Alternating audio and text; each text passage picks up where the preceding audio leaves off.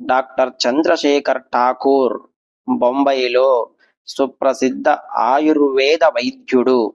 మహారాష్ట్ర, గుజరాత్ ప్రాంతాలలో వివిధ రంగాలకు చెందిన ప్రముఖులకు అనేకులకు చికిత్సలు చేసి ఘన వైద్యుడిగా పేరు పొందాడు.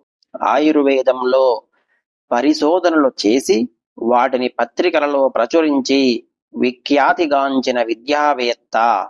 పలుమార్లు విదేశాలలో సంచరించి ఆయుర్వేద ప్రాశస్త్యాన్ని చాటిన గనుడు ఆయన.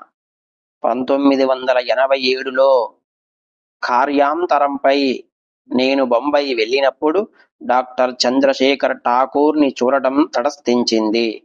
ఆయుర్వేదాన్ని గురించి, వనమూలికలను గురించి ఇండియన్ ఎక్స్‌ప్రెస్ పత్రికలో డాక్టర్ చంద్రశేఖర్ వ్రాసిన వ్యాసాలను గురించి ఇరువురం కొంతసేపు మాట్లాడుకున్నాము.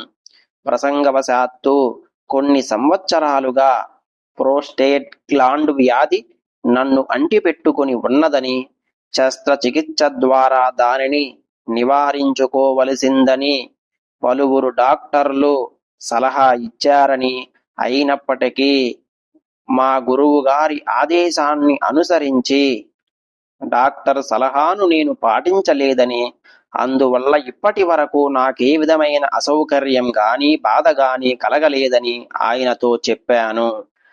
ఓహో అలానా? ఆ గురువు ఎవరు? వారు పేరు ఏమిటి? అని అడిగారు ఆయన.